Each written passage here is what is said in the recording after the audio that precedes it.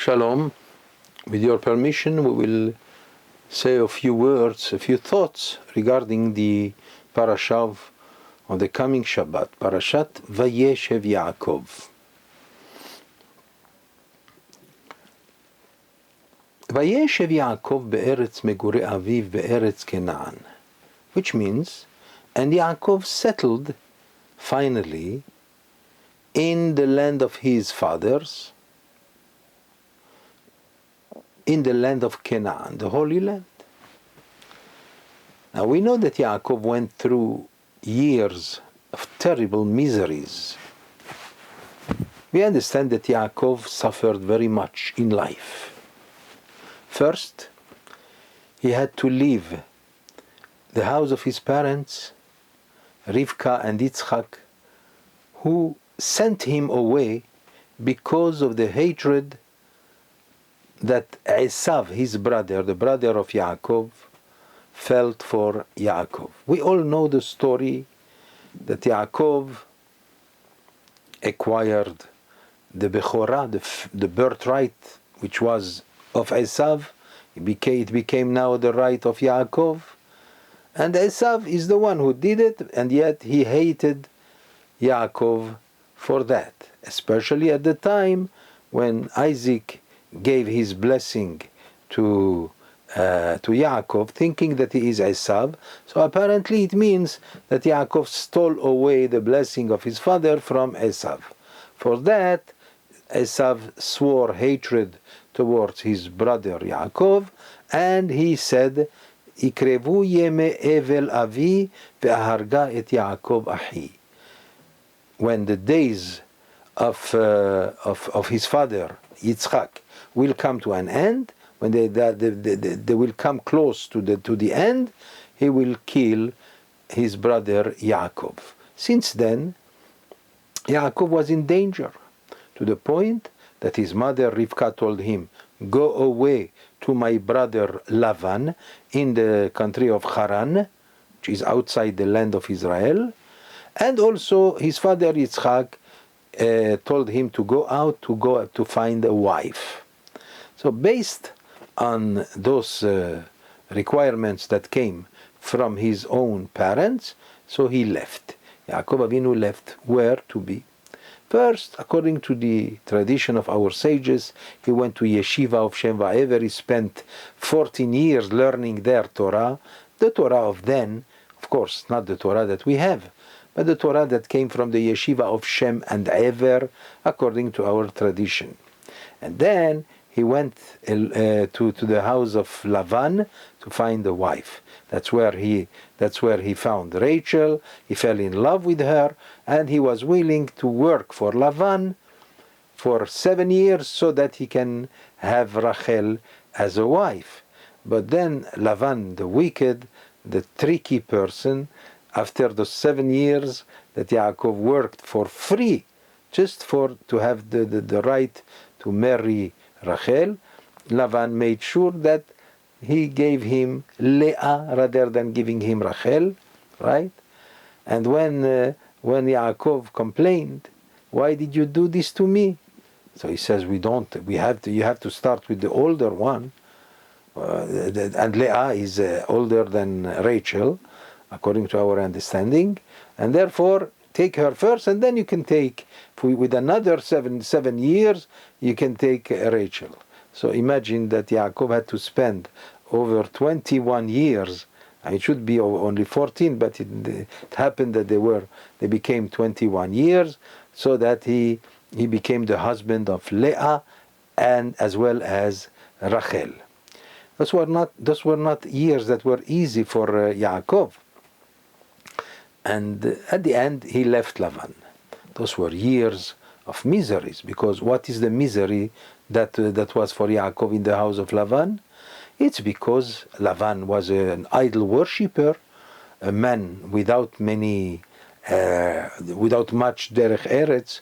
I mean, he was known in our tradition as a person who is very tricky. And Yaakov, on the other hand, was a man of holiness, of righteousness. How can he live in this kind of surrounding and stay there many years without being influenced. And thank God, we know that when Yaakov encountered his brother Esav, he sent first his emissaries telling to Esav, Im Lavan garti va'echar ad ata, that I lived with Lavan. So what?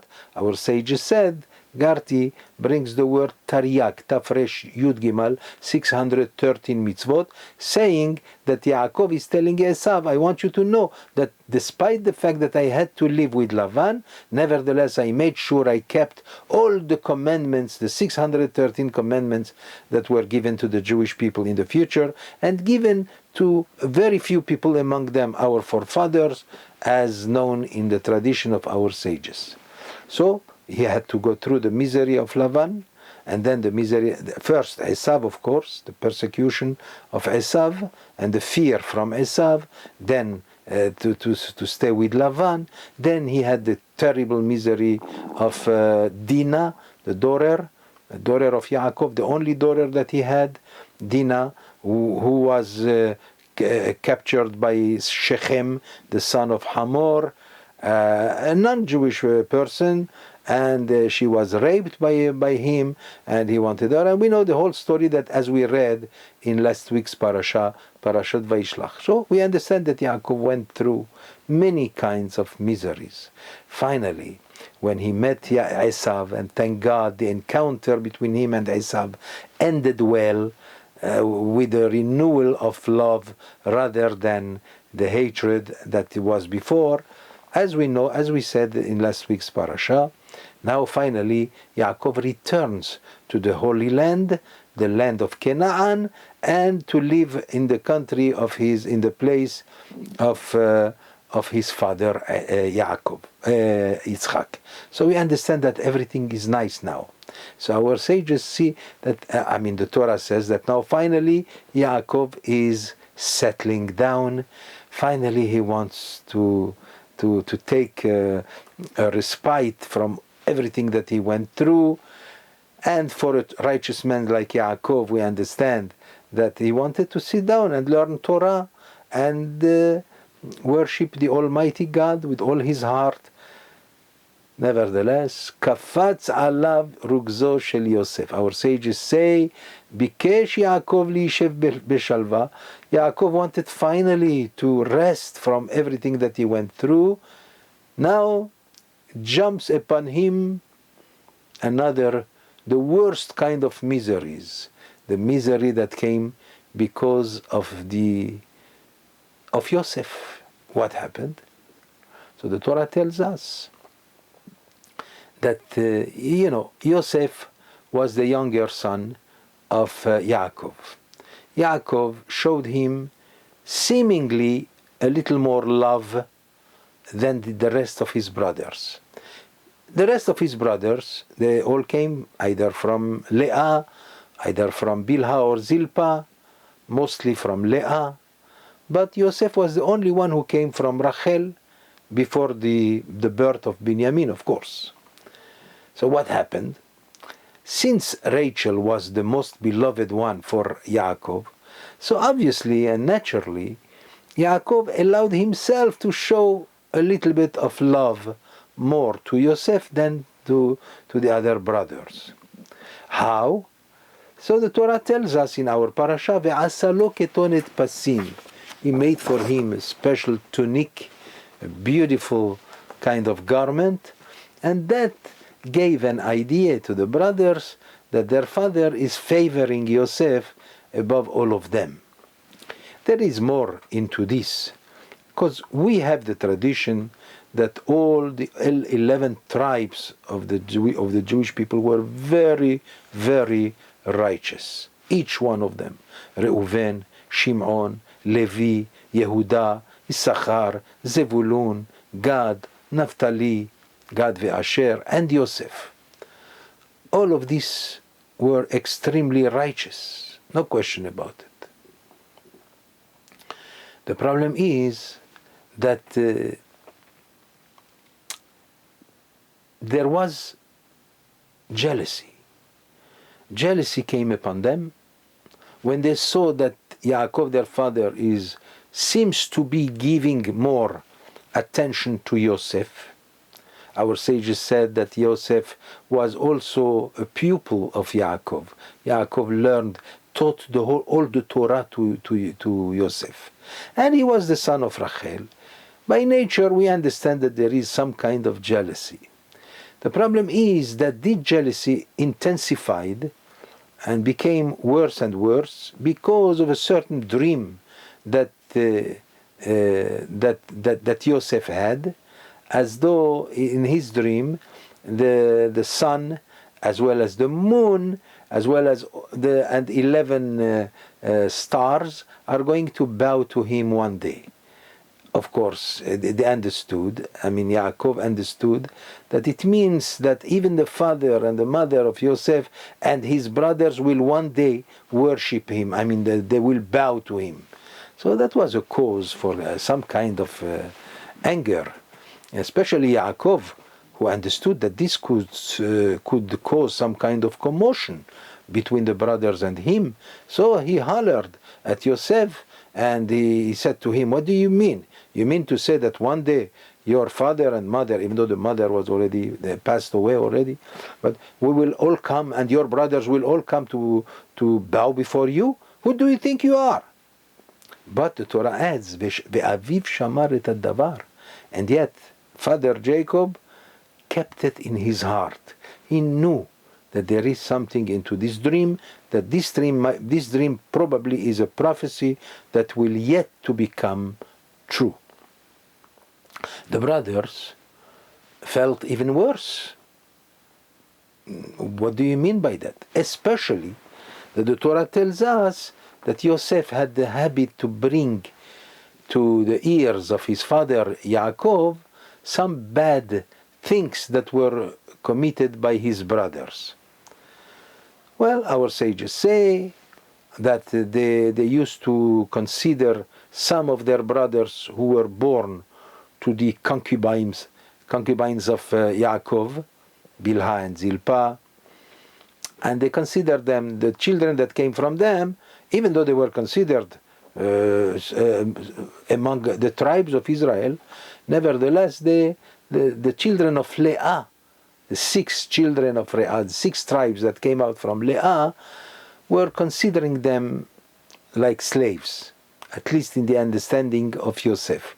So that Yosef brought to his father, and he was telling him also other things that our sages say regarding his brothers.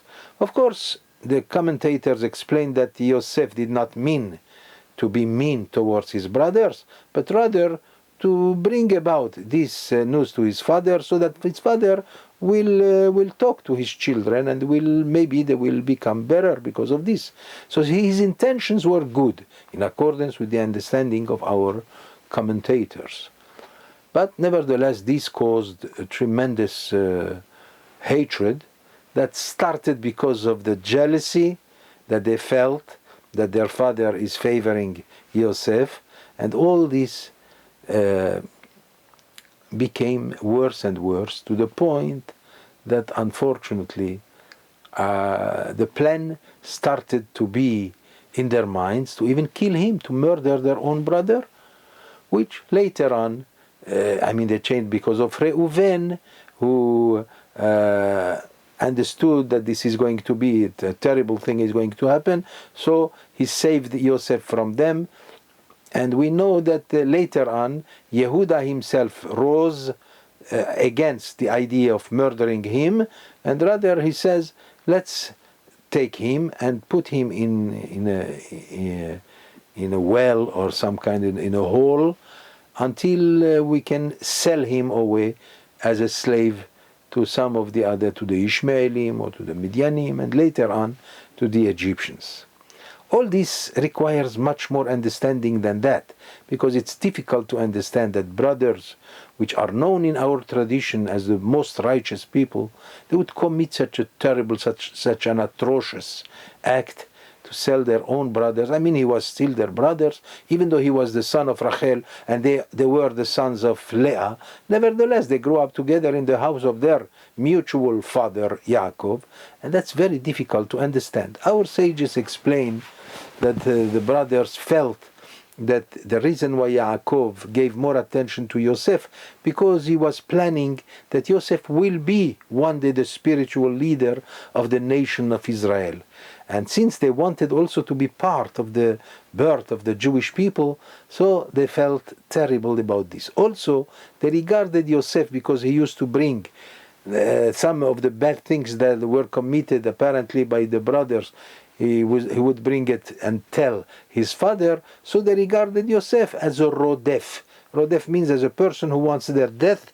Therefore, according to Jewish law, he deserves death also.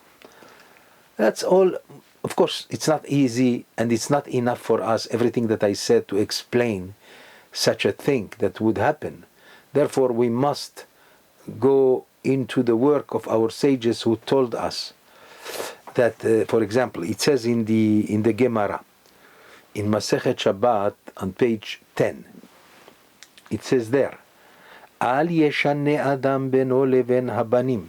One should be very careful never to make a difference between the children.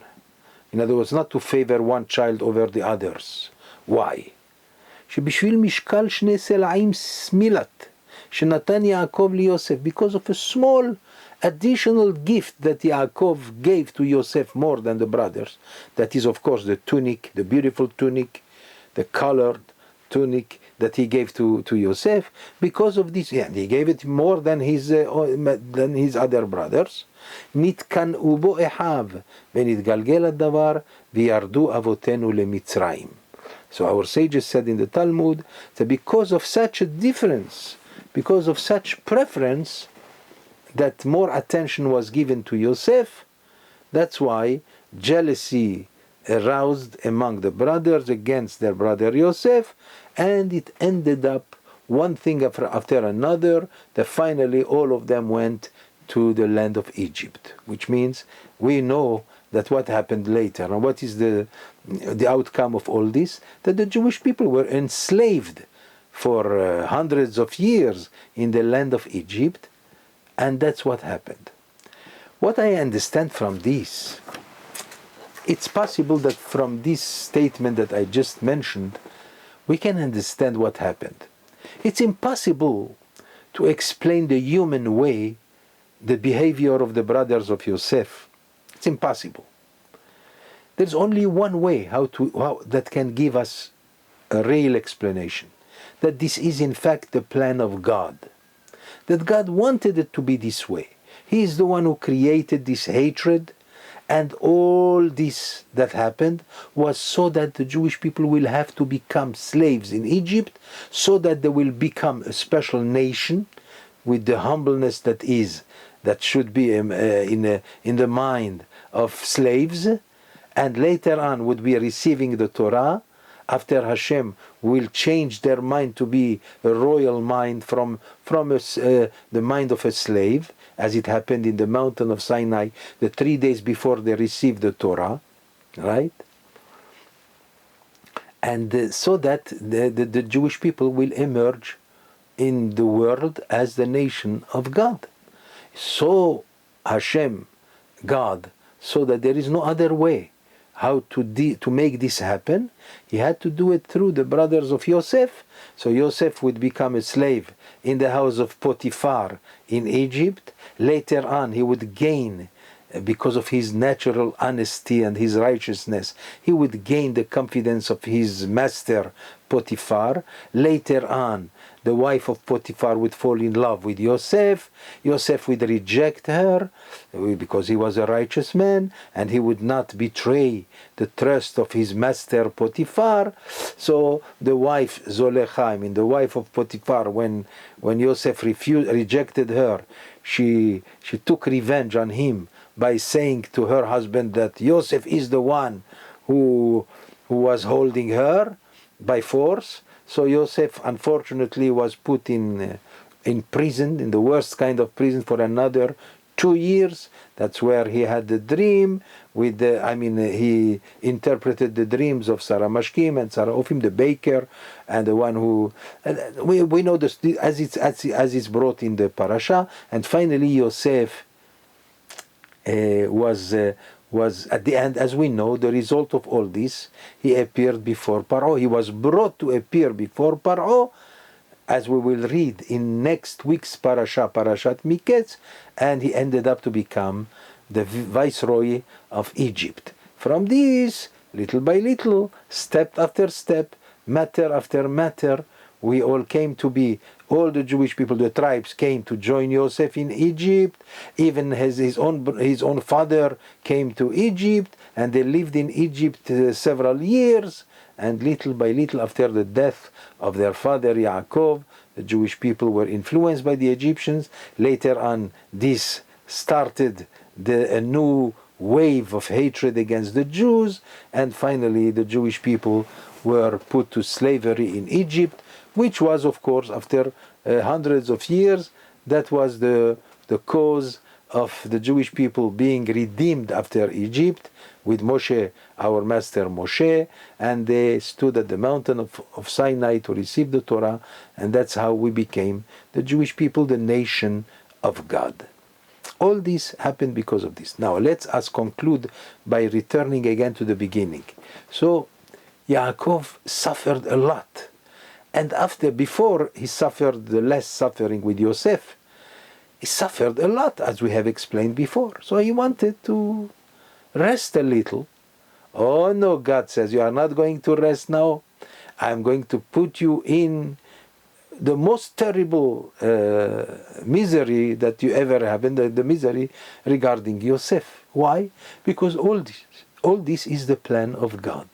We have to understand that God, when He plans something, it has to be the natural way, in order to preserve the free will.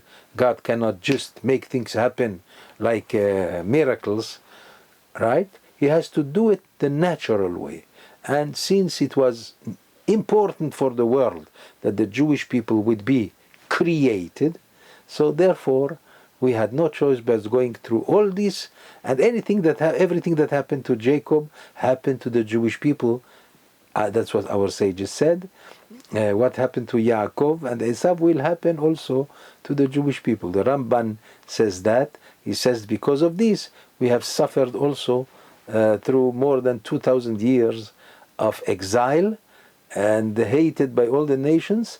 This hatred is anti-Semitism, and the world still hates us until today. But we believe that this hatred will one day become love again, when they will join with the Jewish people in the recognition of the only God of the world, the God of Israel. Shabbat Shalom.